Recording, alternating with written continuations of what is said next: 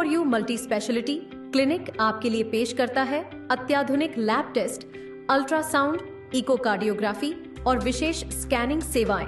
हमारी लैब में नवीनतम तकनीक और सख्त गुणवत्ता मानकों जैसे CMSE इक्वास का पालन होता है ताकि आपको हर बार सटीक और भरोसेमंद रिपोर्ट मिल सके। इकोकार्डियोग्राफी के जरिए हम आपके हृदय की गहराई से जांच करते हैं। हमारे स्पेशलिस्ट सटीक रिपोर्ट तैयार कर इलाज में मदद करते हैं।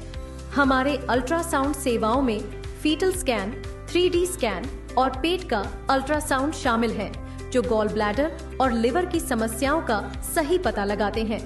Health for you multi speciality clinic में आपको मिलेंगी सटीक जांच, तेज सेवाएं और आपकी सेहत का पूरा ध्यान रखने वाली एक अनुभवी टीम। अपॉइंटमेंट के लिए 99332-19444 पर कॉल करें या आनंद मार्ग स्कूल रोड, जंगली घाट, श्री विजयपुरम स्थित हमारे क्लिनिक पर पधारें।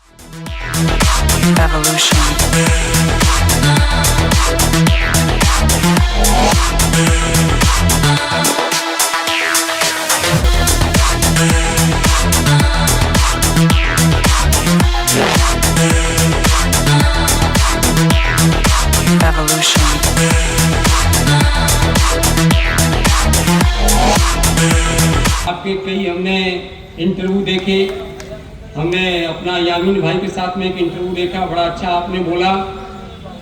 आप काम कर रहे हैं, आपका इंटेंशन, आपका जो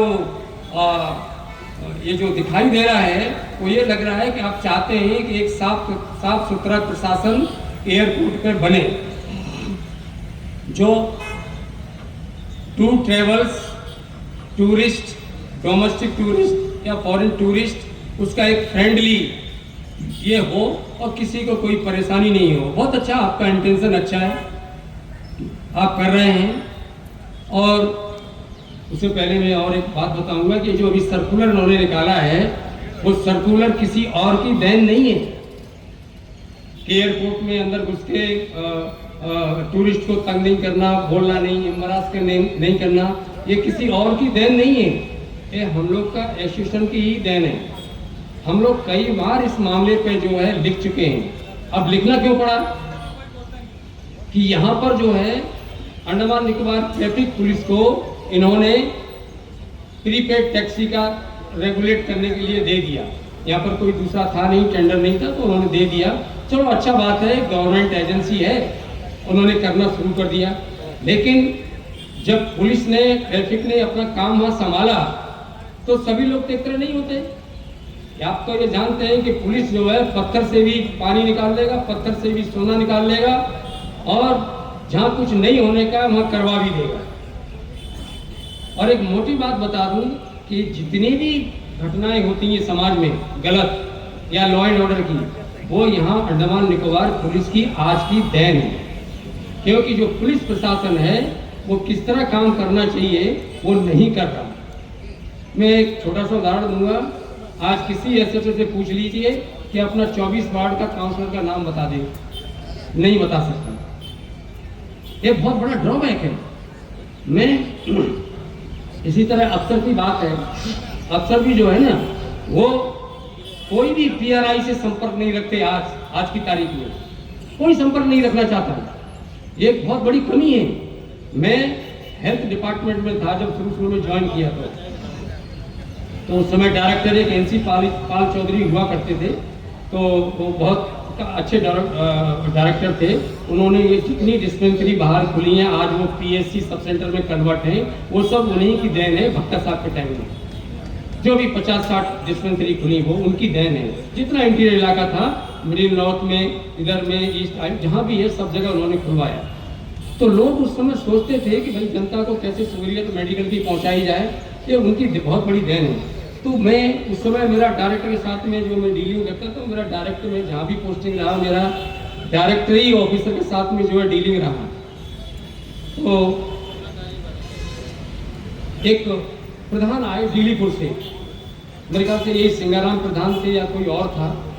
तो मुझे बोले, मैं क्लर्क था, मुझे बोले कि श्याम सिंह आप थोड़ा नीचे चले जाओ, गेट पे एक प्रधान जी आएंगे, उनको रिसीव करके ऊपर ले आना। अब आप अनजाना लगा लीजिए कि उस समय के एक मेडिकल डायरेक्टर को कितनी इज्जत है पीआरआई के प्रति, आप सोचिए। हालांकि वो जानते हैं कि वो प्रधान फिर भी सीढ़ी चढ़ के ऊपर आ सकते हैं, उनको सब मालूम है। एक बार नहीं, वो 1000 बार अंडमान में आते हैं। प्रदेश परिषद थी तब तमाम पीआरआई यहाँ आते थे, तो उस समय कितनी इज्जत थी, आप ये अंदाजा लगा सकते हैं। आज इसका उल्टा है। तो मैं और संक्षिप्त में कहूँगा, कुछ और लोग भी आपके सामने कुछ बात रखेंगे। एक पुलिस की मैं घटना बताऊंगा कि जो डायरेक्टर को मैं कह रहा हूँ कि जब तक नीयत अच्छी नहीं होगी आप अच्छा काम नहीं कर सकते। आपका इंटेंशन अच्छा हो सकता है लेकिन नीयत अच्छी नहीं है। वो नीयत को आपको अपना खुद हाथ ये करना पड़ेगा, खुद अपना एनालिसिस करना पड़ेगा कि मैं किस नीयत से मैंने वहाँ WTI को बैठाया है। तो जो ट्रैफिक वाले वहाँ ये चला रहे थे, इनमें से जब एक तो कोई कांस्टेबल गया, उसने वहाँ पर अपने ही टैक्सियाँ लगवा दी, अपने ही आदमियों को वहाँ से पकड़ के वो गश्त देने लग गए। तो ये जो वहाँ के जो टूर ऑपरेटर थे उनको बात जो है गलत लगा। तो उन्होंने ये बात जब बाहर में आई तो हम लोगों ने लिख के दिया कि भाई ऐसा विजुअल नहीं होना चाहिए। तो उस समय SP ने संज्ञान लिया और वो कांस्टेबल को हटाया भी वहाँ से, क्योंकि प्रीपेड का मतलब होता है कि जिसको आवश्यकता है वो काउंटर पे आएगा, अपना टैक्सी बुक कराएगा, जाएगा। और जो लोग बाहर आते हैं वो अपना जो भी टूर ऑपरेटर है उससे बात करके अपना चले जाते हैं। इसमें कोई लड़ाई झगड़ा की कोई बात नहीं है। आज कम से कम आप लोग 35-40 साल से लोग लगे हुए हैं, कभी कोई बात नहीं हुई। तो ये जो इन्होंने सर्कुलर निकाला है कि एम्ब्रास नहीं होना चाहिए, ये नहीं होना चाहिए, ये हम ही लोग का लिख के दिया हुआ बात है। अब इन भाई साहब ने एक बात को, क्योंकि इनका इंटेंशन खराब था, आप लोग को वहां से बाहर रखना था, तो ये चीज को इन्होंने क्या करा कि AAI का जो मैन है दिल्ली में बैठे हैं DG, उनको जो है भेज के एक सर्कुलर निकाल दिया कि इस तरह से जो है नहीं होना चाहिए। ये तो अच्छा बात है, कौन चाहता है कि एम्बरास करेगा टूरिस्ट को, कोई सवाल ही नहीं है।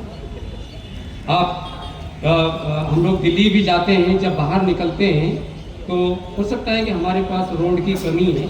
सामने में मेरे ख्याल से एक ही रोड है जहाँ से निका है, बाकी ऊपर में एक रोड है बस। लेकिन दिल्ली में आप देखेंगे कि जैसे ही हम बाहर निकलेंगे एयरपोर्ट से तो कई रोड है, वो सब रोड अलग अलग यूज़ करने के लिए हैं। और वहाँ पर पब्लिक का रोड भी है, वो बाकायदा चलते रहते हैं। यहाँ पर नहीं है, वो अलग बात है। तो इनका जो इंटेंशन था, उन्होंने जो है ये सर्कुलर को मंगा के और बोला कि आप बाहर चले जाइए। अरे भाई, सबसे बड़ी बात, पहली बात तो ये है कि किसी टूर ऑपरेटर ने कब किसको अंदर घुस के एम्ब्रास किया? जब से प्रीपेड वहाँ पर बैठा हुआ है और जब से अंदर जाने का, एयरपोर्ट में कभी कोई अंदर जाता ही नहीं। जब अराइवल से लोग बाहर आते हैं टूरिस्ट, तभी लोग बात करते हैं। तो इन्होंने WTI को एक होटल में टेंडर डाल के और अपना किसी आदमी को वो टेंडर दे दिया और उसको प्रीपेड अंदर भी दे दिया और बाहर भी दे दिया। मे आई हेल्प का उन्होंने उसको ये दिया है कॉन्ट्रैक्ट पर, लेकिन उसने क्या किया कि 10-12 यहाँ पर लोकल गाड़ी लेके और उनको पेमेंट में रखकर और उनको इंगेज करके वो अपना जो है टूरिज्म का बिजनेस शुरू कर दिया। तो जब आप अंदर में ही टूरिस्ट को पकड़ लोगे, आपने स्टाफ को छोड़ दिया है, स्टाफ अंदर में घूम रहा है, तो सबसे पहले तो आपने सर्कुलर का वायलेशन आपने पहले ही कर दिया। ये लोग तो बाद में करेंगे, आपने तो अंदर में पहले वायलेशन कर दिया कि तो WTI का जो आदमी है वो अंदर ये चिट्ठी लेके घूम रहा है, वो डंडी तख्ती लेके घूम रहा है कि मे आई हेल्प यू। आपको क्या जरूरत है?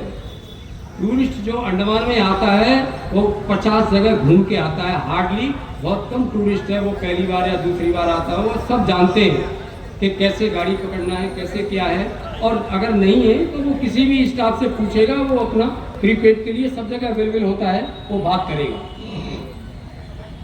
सुनने में ये आ रहा है कि ये डायरेक्टर साहब धीरे से ट्रैफिक का जो प्रीपेड है इसको भी खसका देंगे, ये सुनने में आ रहा है। अब ये इसको खसका देंगे, पुलिस को बोलेंगे, SP को, DGP को, बोले सर आप क्यों, यहाँ पर तो है ऑलरेडी। पूरा हिंदुस्तान में कहीं पर पुलिस का प्रीपेड नहीं है, पूरा हिंदुस्तान में किसी एयरपोर्ट पर प्रीपेड नहीं है। क्योंकि चलो अंडमान छोटी जगह है, एक सिस्टम था, अच्छा बात है, कर दिया, कोई उनको दिखा कि कोई नहीं है तो एक अच्छा काम के लिए कर दिया, अच्छा बात है। आप लोगों ने सबने स्वागत किया, किसी ने उसका कोई विरोध नहीं किया, ठीक है, प्रीपेड का सिस्टम है, उसके हिसाब से उनको करने दीजिए। लेकिन वो प्रीपेड की आड़ में जब आप गलत काम करोगे तो नेचुरली लोगों को बुरा लगेगा, तो ये गलत है। तो ये छोटी छोटी ऐसी बातें हैं जिसको यहाँ के एसपी महोदय हैं, यहाँ के जो एएसपी महोदय हैं, इनको पहले देखना चाहिए, इनको पहले समझना चाहिए। जैसे मैंने बताया कि पहले के अफसर जब मैं शुरू में सब इंस्पेक्टर में भर्ती होके मैं यहाँ ट्रेनिंग करके आया तो यहाँ अबड़ी में मुझे थोड़ा ही दिन था। उसके बाद में मुझे हमारे डीएसपी विश्वनाथन साहब थे, उन्होंने पूछा कि ऑफिस का काम के लिए कौन ठीक है, तो मुझे वहाँ तो इसी ने बता दिया, क्योंकि ये तो ऑफिस में फंसाने के लिए साथ वाले सब देखते रहते हैं ना, तो मेरा नाम ले दिया। तो ये जो जितने पीआरआई होते थे बाहर में, तो एक एक एसएचओ के क्षेत्र में जब वो विजिट में जाते थे तो वो कई बार असेसमेंट करके वहाँ के ईमानदार लोगों को पहचानते थे और फिर उनको टेलीफोन का ऊपर में ये करते थे, पूछते थे कि मेरा एसएचओ कैसे काम कर रहा है। कोई भी अधिकारी ये तो बात मानेगा कि एसएचओ बगैर रिश्वत खाए रह नहीं सकता। अगर उसमें उसका ब्लड में नहीं है, अगर वो अंदर से नहीं चाहता तो कोई ताकत नहीं है उसको कोई रिश्वत दे दे, वो नहीं देगा। और अगर वो चाहता है तो मतलब कोई भी ताकत हो उसको कोई रोक नहीं सकता, गलत काम के लिए कोई रोक नहीं सकता, भले ही वो कब किस वक्त और किसके गले में आएगा और कब पकड़ा जाएगा और किसकी नौकरी जाएगी। और आप लोग जानते हैं कि कई एक की नौकरी गई भी है पुलिस डिपार्टमेंट, एक करप्शन के चलते होता तो रहता है, लेकिन जो आ जाता है नंबर में वो आ जाता है।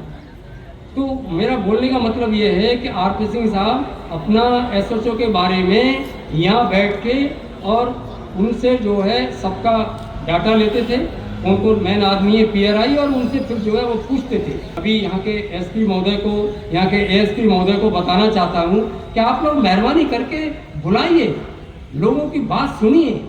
आप जब तक नहीं सुनोगे तब तक जनता में न्याय नहीं जा सकता, और तब तक ये ईमानदार प्राइम मिनिस्टर का जो नियत है ना वो कभी पूरी नहीं कर सकते। आप मोदी जी के साथ में आप बेईमानी कर रहे हो, चाहे जितने भी आईएएस अफसर हों अंडमान निकोबार का, डीजीपी हो, पुलिस वाले हों, जितने भी आईपीएस अफसर हों, सब आप निहायत बेईमानी कर रहे हैं इस ईमानदारी व्यक्ति के साथ। मैं मानता हूं आप जो है गृह मंत्री के अंडर में हैं, आप हैं, और क्योंकि वो गृह मंत्रालय के अंदर में प्रशासन आता है, लेकिन आप बेईमानी कर रहे हैं। आपको अपनी ताकत का, अपनी कलम की ताकत का, चाहे वो चीफ सेक्रेटरी हो, चाहे वो एलजी हो, उनको एहसास नहीं हुआ। जिस दिन उनको एहसास हो जाएगा उस दिन ये गलत काम होने से उनके अंदर में ताकत आएगी वहाँ जाके बोलने की कि नहीं सर ये ऐसा नहीं, ये ऐसा होना चाहिए। और जिस ऐसे व्यक्ति को मोदी जी बहुत पसंद करते हैं। लेकिन हमारे एलजी साहब जाते हैं, उनसे बात होती है, गृह मंत्री से भी होती है और पीएम से भी होती है, तो कम से कम हमारे मैं नहीं समझता ये जो सीआईडी का इंटेलिजेंस है, आईबी है, ये लोग क्या रिपोर्ट देते हैं। हालांकि इनको देना चाहिए रिपोर्ट कि आखिरकार हो क्या रहा है, प्रशासन क्या काम कर रहा है, जनता क्या फील कर रही है, मोदी जी के बारे में जनता क्या सोचती है, यहाँ पर अंडमान में किस तरह से जो है मोदी जी की पार्टी किस तरह से यहाँ पर जो है आई, और किस तरह से यहाँ पर लोगों ने संघर्ष किया, और आज आपने जो है क्या बना दिया। आप क्या कर रही हैं, किसको दिखा रही हैं, क्या करना चाहते हैं, ये नहीं होना चाहिए। अब मैं डायरेक्टर साहब को 2 शब्दों में और कहूँगा, और भी जो है कई लोग, ये जितने लोग बैठे हैं ये सब गरीब परिवार से आते हैं। इनका फादर कोई ड्राइवर रहा होगा, कोई मजदूर रहा होगा, कोई म्युनिसिपल में भी काम किया होगा, कोई पीओडी में काम किया होगा। लगभग सभी ऐसे लोग हैं बेचारे जो ये टूर ट्रैवल में आज 10 साल, 20 साल, 35 साल से जो है लोग काम कर रहे हैं। इन्होंने गाड़ी लेने के लिए आजकल लोन बहुत इजी मिल जाता है। आप 10 लाख का गाड़ी दीजिए, 10,000 बाद ये मिल जाएगा। तो ये जो लोन लेके गाड़ी इन्होंने ली और टूर ट्रैवल में जो लगाया, ये काफ़ी लोन जो है अकोमुलेट हो गया, इंटरेस्ट के ऊपर इंटरेस्ट, खासकर जो कोरोना में लोगों की गाड़ियां बंद रहीं, तो जिसको सर्विस है, नौकरी है, उसको तो कोरोना में चाहे आप ताला के अंदर में रहो, तनख्वाह तो 30 तारीख को आ जाता है, पेंशनर को पेंशन आ जाती है, लेकिन जो आदमी कमा के खाता है वो क्या करेगा? तो कम से कम हमारा डायरेक्टर को ये सोचना चाहिए कि आपने WTI को आप लेके आया, आप अच्छी बात है, WTI उसका जो लिमिटेड टास्क है वो टास्क करे अपना लिमिटेड, साथ ही जो यहाँ के लोग हैं वो भी स्टेक होल्डर हैं, वो अराइवल गेट के बाहर जो पैसेंजर टूरिस्ट को लेते थे उनको वहाँ पर अलाउ किया जाए। बहुत छोटी इशू है, इसको आप इशू बनाएंगे तो ये बहुत बड़ी इशू बन सकती है। 1 मिनट और लूँगा मैं कि ये अंडमान निकोबार में अच्छी नीयत से एक हमारे केन आए थे IGP, उन्होंने शराब बंद करने के लिए एक शुरुआत की थी कि ये बंद होनी चाहिए, तो सभी थानों से सब स्टेट किया, टाइट किया। उसी बीच में एक ASP थे, तो उन्होंने भी ये किया कि चलो भाई, हाँ मनीष साहब उनका नाम था, IPS थे, नए आए थे प्रोविशनल, कि हाँ ये होना चाहिए। अब इसके पीछे में क्या हुआ कि इन्होंने कि चलो हरासमेंट शुरू कर देते हैं कि जमानत नहीं देते, शराब जो पकड़ के आती है मुलजिम को जमानत नहीं देते हैं, उसको सुबह से शाम तक बिठा देते हैं, जब तक ASP नहीं बोलेंगे जमानत नहीं देंगे। तो ये गलत है ना, ये तो वायलेशन है, CRPC में अधिकार है उसका जमानत पाने का, तो जमानत उसको मिलना चाहिए। अब इन्होंने किसी ने हल्ला कर दिया कि नहीं SHO पैसे लेके जमानत कर देते हैं। हुआ क्या कि एक प्रिया स्वामी डेयरी फार्म था, उसको लेके आए अवनीम थाना में, वहाँ उस समय वहाँ थाना था गुरुद्वारा के सामने, और उसने फांसी खा ली। फांसी खाने के बाद में सवेरे SDM आए, वो थे साउथ इंडियन तमिल से, तो उन्होंने भी एक जो है नए थे, इतना जानकारी तो थी नहीं, कम से कम जो सीनियर पुलिस अफसर थे उनसे जो है बातचीत करके तब उनको एक करना था। उन्होंने बोला कि नहीं, घुटना नीचे आ गया है तो फांसी नहीं हो सकती, सस्पेक्ट करके लिख दिया। आज जब SDM साहब को ये बात कभी नहीं सुनने को मिला होगा कि फांसी कोई भी आदमी पलंग के ऊपर भी खा सकता है। ये इस थाना में भी कई लोगों को नहीं मालूम होगा कि कैसे खा सकता है, किसी को पूछना तो मेरे पास आना, बताएगा कैसे खा सकता है। पलंग के ऊपर भी फांसी बगैर लटके खा सकता है, समझे? तो ये जो जानकारी की जब कमी होती है तो उन्होंने कुछ कह दिया, पब्लिक बाहर से भड़क गई, और पब्लिक इतनी भड़की पब्लिक उस प्रिया स्वामी कांड में कि एक भी पुलिस वाला रोड के ऊपर यूनिफॉर्म में नहीं था। 3 दिन एक भी पुलिस वाला रोड में नहीं था। ये इस प्रशासन को मालूम होना चाहिए। तो ये लोग जो आज बैठे हैं, ये डायरेक्टर को सोच लेना चाहिए कि इनके ऊपर में इतना बर्डन है परिवार का, बैंक का लोन का, बच्चों का, पढ़ाई का, कि इनके साथ में कोई घर परिवार का कुछ ऐसा हादसा हो जाता है तो ये यहाँ का जो डायरेक्टर साहब है वो आप ही जिम्मेदार होंगे। आप ये बात ख्याल कर लेना। आपको अपना दिमाग, अपनी नीयत और जो मोदी साहब का जो विजन है, मिशन है, लोकल फॉर वोकल, आपको समझ लेना चाहिए। और ये सब स्टेक होल्डर हैं, आप इनको डिस्टर्ब नहीं करना चाहिए। साथ ही मैं यहाँ SP महोदय से, ASP महोदय से और DGP महोदय से मैं प्रार्थना करना चाहूँगा कि आप कम से कम डायरेक्टर को आप और प्रशासन को या CS के साथ बुला के मीटिंग करिए इस मामले में। और ये जो लोकल बच्चे हैं, अनएम्प्लॉयड हैं, इनके बारे में सोचकर, ये ज़्यादा कुछ करने को नहीं है अंडमान में। ज़्यादा जब आप नहीं मानोगे तो हाई कोर्ट हमारे सामने में है विकल्प, और कुछ नहीं है, ठीक है। और हाई कोर्ट में आप मार खाएंगे, तो हम नहीं चाहते कि आप वहाँ पर इस तरह से प्रताड़ित हों हाई कोर्ट में। लेकिन हम मुझे मालूम है कि चीफ सेक्रेटरी बहुत एक्सपीरियंस आदमी है, हमारे LG साहब भी बहुत अच्छे हैं। ये एक बहुत छोटा सा इशू है, इसको जो है करेंगे। बाकी जो करप्शन जिसको करना है वो करेगा, उसको कोई रोक नहीं सकता। मोदी जी तो करप्शन चाहते नहीं है, वो तो करप्शन फ्री इंडिया उन्होंने आज से 2018 में ही कह दिया था कि हम जो है 2022 तक जो है करप्शन फ्री कर देंगे, ठीक है। और भारत सरकार कर भी रही है अपना लेवल में काम, लेकिन नीचे लेवल का करप्शन है। जहाँ तक अंडमान का सवाल है, हमें शर्म आती है। जो हमारी तरह मोदी सपोर्टर हैं अंडमान निकोबार में, आप किसी से पूछो, उनको शर्म आती है हम लोगों को सरकार के बारे में बात करने के लिए। आप पैसा लगा रहे हैं, डेवलपमेंट कर रहे हैं, एक अच्छी बात है, लेकिन जनता के बीच में एक ऐसा संदेश जाना चाहिए कि यहाँ पर जो है कम से कम जनता को प्रशासन एक स्वच्छ प्रशासन दे रहा है, करप्शन फ्री प्रशासन दे रहा है। इतना छोटा प्रशासन है, आप नाम कमा के जा सकते हैं, आपका नाम स्वर्ण अक्षरों में लिखा जा सकता है, चाहे वो डीजीपी हो, चाहे एलजी हो, चाहे चीफ सेक्रेटरी हो, और चाहे वो डीसी हो। हम लोग ने इमरजेंसी का डीसी जो ओएस चौहान थे उनको भी देखा है, कैसे लोगों को जो है बंद किया था, और उनका लास्ट में जाके यहाँ से गए तो क्या हर्ष हुआ था। कुछ आईएएस पुराने हैं, वो जानते होंगे, ठीक है। और भी कई एक अफसर हैं जो अंडमान में इस तरह का काम करके गए हैं और उनका मेलने में जाके बहुत बुरा हर्ष हुआ। ये बात इनको सोच लेना चाहिए। इसलिए मेरी गुजारिश है कि आप लोग कम से कम जो बर्निंग इशू है, अनएम्प्लॉयमेंट का है, एजुकेशन का है, कोई भी चीज़ आपके सामने आती है तो आप अपने लेवल में डिस्कस करके लोगों को समझ के और ये करिए। बाकी तो आप जो कर रहे हैं वो आपका मनमानी है, क्योंकि वो मनमानी के पीछे में आज अंकुश लगाने के लिए अंडमान में कोई है नहीं। उसके पीछे बहुत सारे कारण हैं, आज समय नहीं है, कभी फिर इस बात को लेके हम लोग मीटिंग करेंगे और ज़रूर बताएंगे कि ये अंकुश क्यों नहीं है और अंकुश कैसे हो सकता है।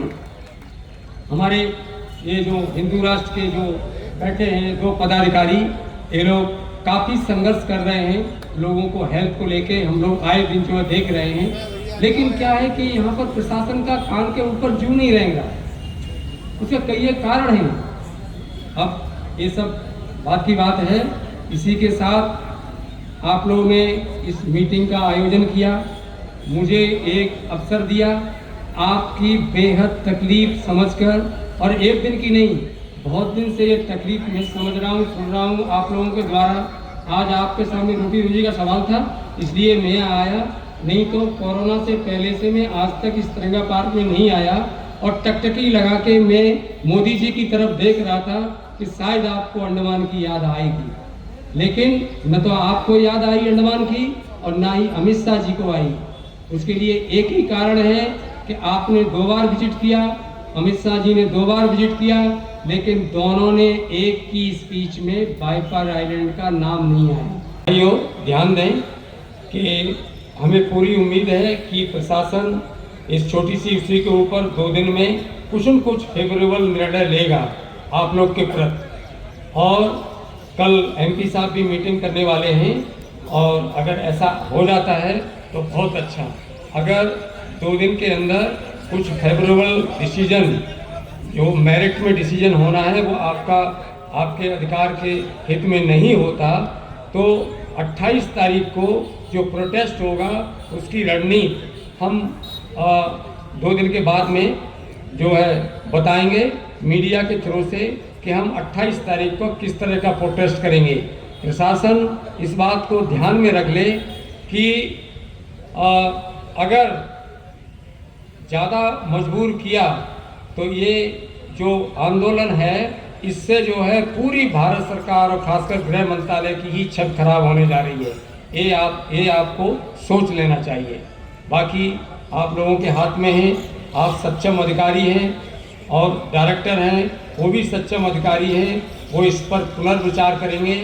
इसमें ईगो फीलिंग का या किसी का नीचा दिखाना या ऐसा सोचना, ऐसा कोई हम लोग का इंटेंशन नहीं है। हम चाहते हैं कि इनकी जो रोटी रोजी चलती है ये आज बहुत तकलीफ में है, आज फाइनेंशियली काफ़ी बर्डन में है, उससे इनको निजात मिलेगी। जो एयरपोर्ट है अभी तो कम फ्लाइट है, भविष्य में और ज़्यादा फ्लाइट होगा तो ये लोग बेचारे और ज़्यादा अच्छा से काम कर सकेंगे। धन्यवाद।